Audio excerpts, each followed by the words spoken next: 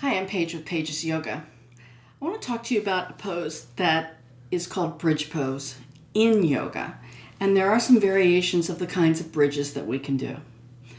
And before I start with that, some people will call it bridge and others think bridge is a different pose. So let's take a moment just to continue listening to what I'm saying. You can call things different all the time.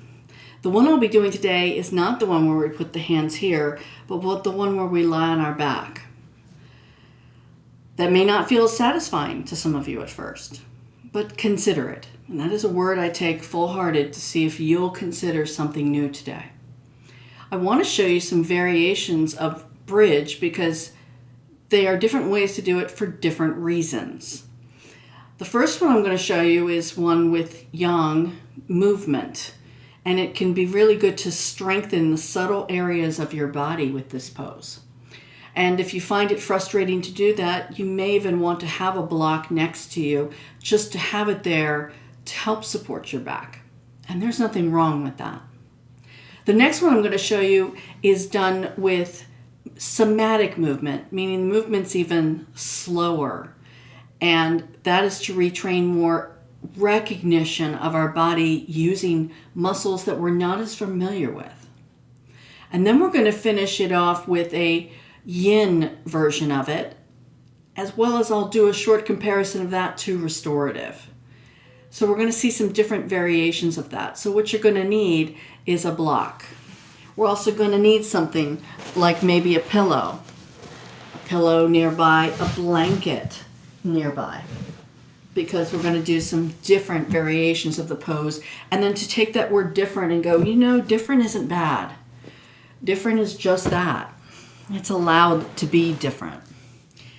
So first thing we're going to do is to do one where it requires a little bit more strength. So I'm going to keep the block nearby, but what you're going to do is lay down. Now in lying down, I'm going to give you an angle of this. Lying down. You want to be able to lie down and not have your back arching a lot here. So if there's a lot of that, pick it up and push your buttocks down towards your heels more. I like to do the arms a little more open because I'm going to use the backs of my arms to actually lift up.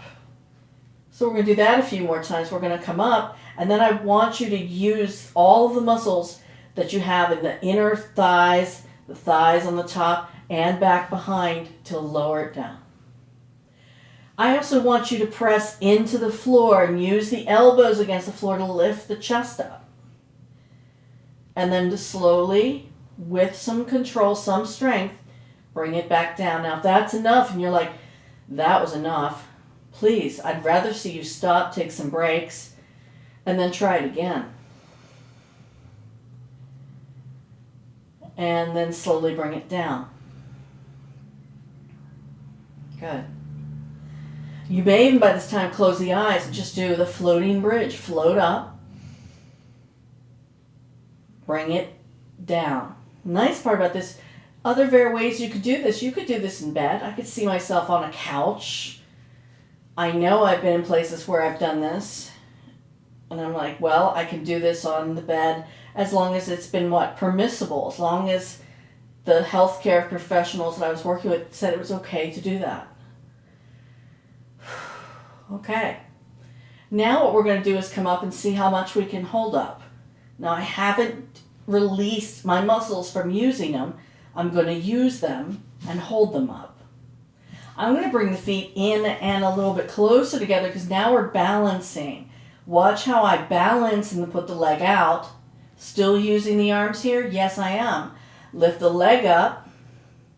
Take the leg and extend it out. Stop when the knee meets the other knee. Up. Out. Up, out. Maybe you do one more. It's not a competition though, just notice it. Put the foot down, control it down. Control that down, release and relax. Okay, engage it up, lifting up. Okay, legs straight ahead, lifting it slowly up and ahead. Please take the time to notice if there's one side that's easier than the other. That's actually quite common, because this is going to be strengthening some of what people will call the hip flexor. The lifting action of the leg that you need to walk, to step, to balance is there. And yes, we do often use one more than the other. Good. You may even stretch that out for a moment, relax and release. We'll move on to the somatic version of this. I like to call this one the somatic version of the bridge pose, but instead of doing both hips up at the same time, we're only going to do one. Watch me carefully because it's very subtle. I'm going to leave my right hip down, but I'm going to lift my left up. And then hold it up, hold it up, hold it up. Don't drop it, but descend it down. Disengage, bring it back down, bringing all the muscles down, the tailbone touches. Release. Relax and release everything. Left hip, we repeat, same side. Left hip is the one that's going to engage and lift. Disengage. Start to bring it down. If you've already dropped it down, please start over. Refresh the listening part that goes, hold on, she's still descending. Release. Release. Relax, there's no hurry. Engage. Come up.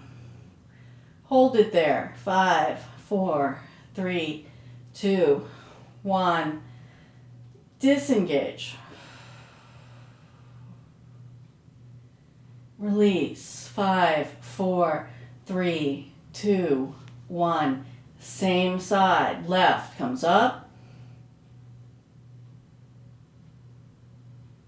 The left disengages. Comes down. See how slow that is? Are you paying attention? Are you listening to the muscles? Release. Let's do that again. By now I like to close the eyes. Get quiet. Lift up. Hold it up. Disengage.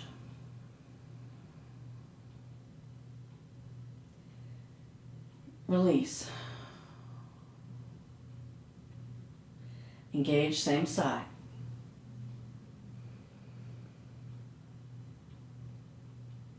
Disengage. Release. Good. And then just hold that for a moment. Hold it and notice it. I'm much more aware of the side that we just worked on. I'm really observant of the spots on my left leg a lot more than my right. That doesn't have to be your experience, but with somatic work, don't be surprised if that becomes your experience as well. Now let's start to do the other side. With the other side, it's different. So start off telling yourself that. You're going to leave your left hip down. You're just lifting your right hip up. It's not going to go as high as it did when you lift both. It's still up. Disengage. Start to bring it down slowly. Notice all of the muscles it's taking to do that. And now release everything. I wish I could say I was releasing everything. It's not. Engage.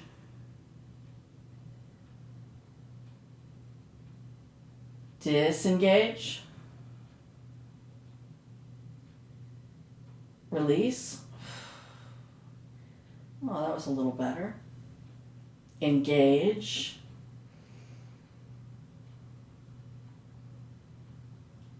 Disengage. Release. Engage the muscle up.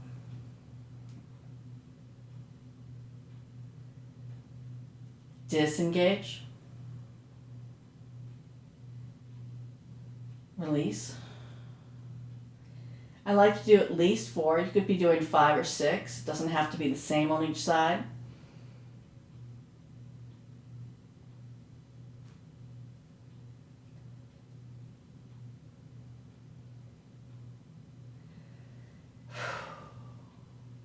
and then pause and hold that.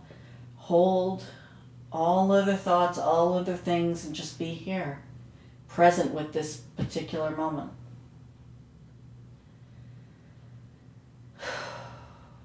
And then we're going to move it towards the pose where you use the block.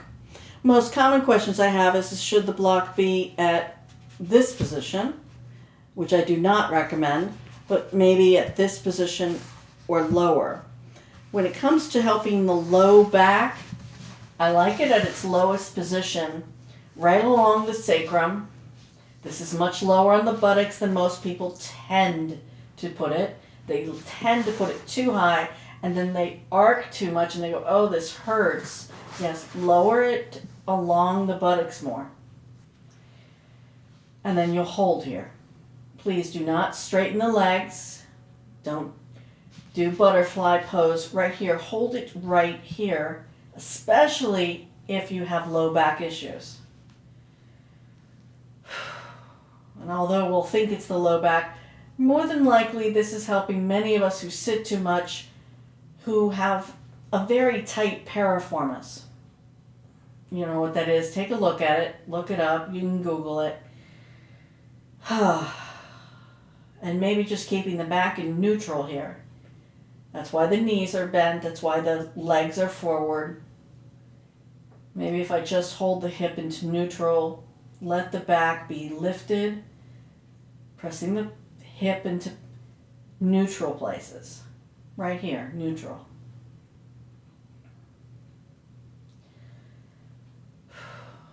And some people will hold this for 5 minutes. Other options for the arms. Well, I said I like this. Some people like here. Some people will reach, but I just don't want you to reach so hard that you have to pull. Some people put the hands behind the head. And you can also do something different with each arm and figure out where each arm needs to be.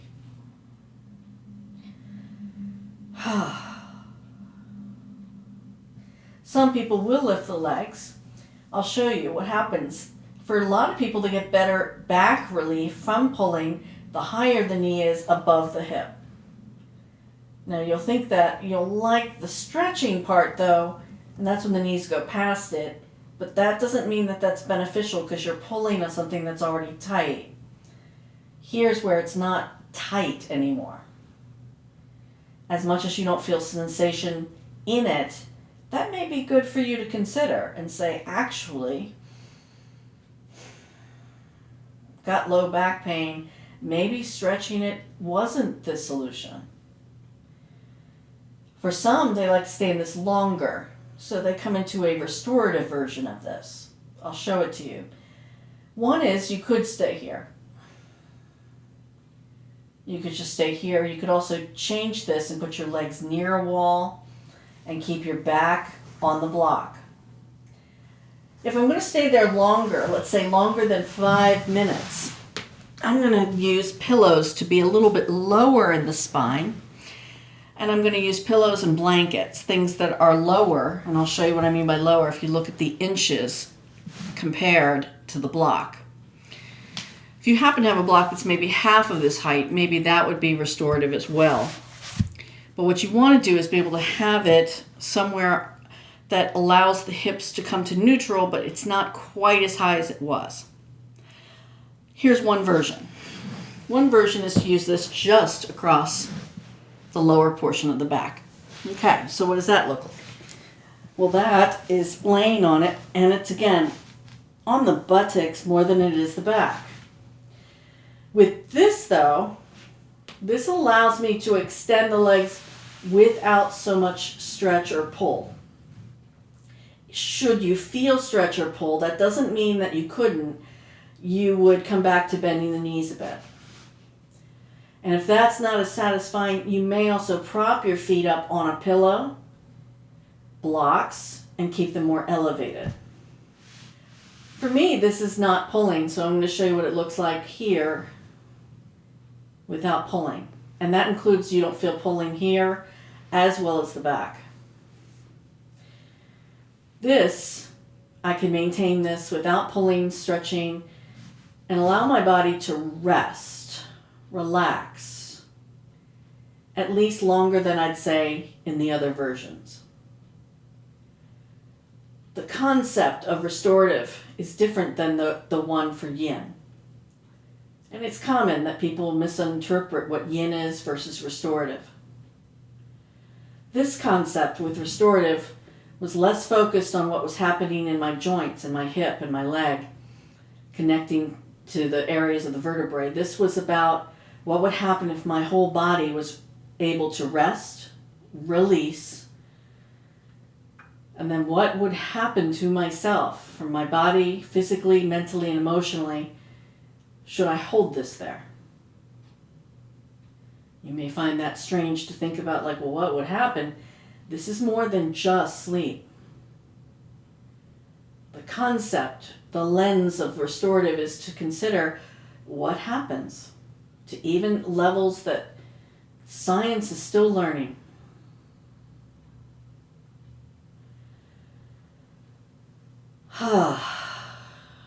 Restorative here. This is the one you'll want to stay in longer. It's a good place to try your breathing, your breath work. Maybe you have a practice that focuses on pranayama, like 3-part breathing.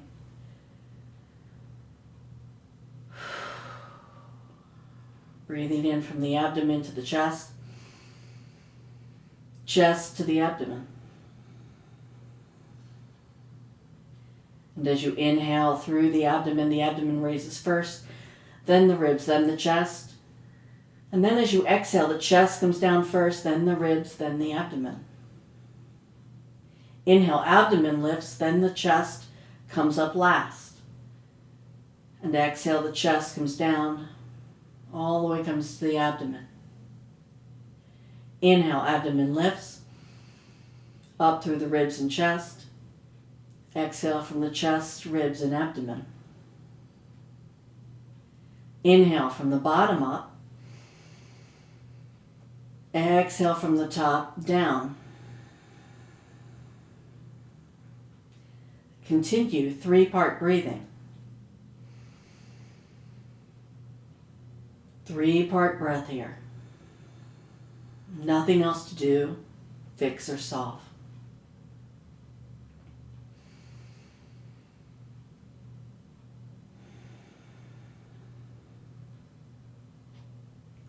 Right here, you may just let the video end. Maybe this would be a really good place for you to listen to a different video, a guided meditation.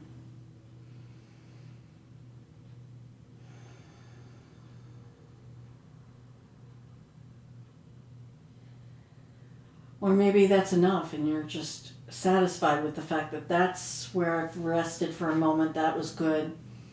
And I would start you with bent knees first.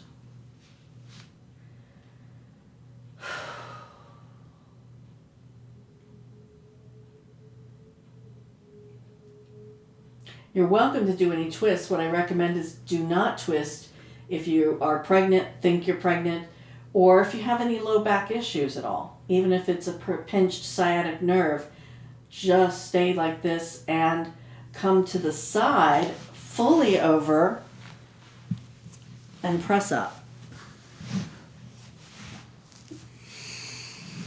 Good. And even in coming up, if you come up and you're dizzy, come back down a little bit.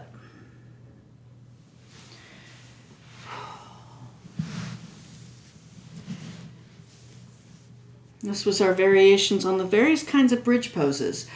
Bridge pose, I find, has so many different effects to it in all those different versions that can leave you with a greater understanding of what you're doing with your back during the day. Take a look at that during the day to realize that we don't walk with our pelvis equally. The somatic one really teaches us what happens on one side versus the other. The application of taking that information on all the variations on bridge can be helpful. Notice it the next time that you go up some stairs, down the stairs, which is a different group of muscles. Next time you step into the shower, carrying items and walking, how the upper body is different than when it just walks. And when you're walking, take notice of where the head is with the body. Find the same pose. The reason we did it lying down was that the head was back, the chest went forward. Learn to recognize when the body is doing something else, when you're outside of yoga practice. Transfer some awareness and use it practically in your life. You'll start to notice little small changes happen. My hope is that this helped you in some way. The light in me honors that light in you, which is why I'll say, Namaste.